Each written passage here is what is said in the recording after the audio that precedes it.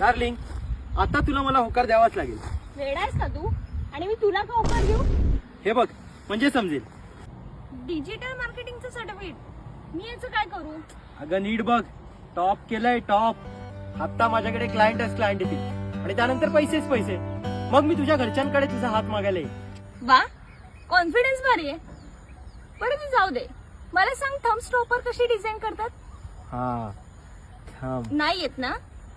जाऊ दे. मला सांग कलर थेरी म्हणजे काय? हे, मी थेअरीवर विश्वास नाही ठेवत, माझा प्रॅक्टिकलवर विश्वास आहे. अच्छा, मला सांग सीटीआर म्हणजे काय? सीटीआर म्हणजे कम्प्युटरच्या बोर्डवर असतं ना ते. ए बाय द वे, तुला हे सगळं कोणी शिकवलं?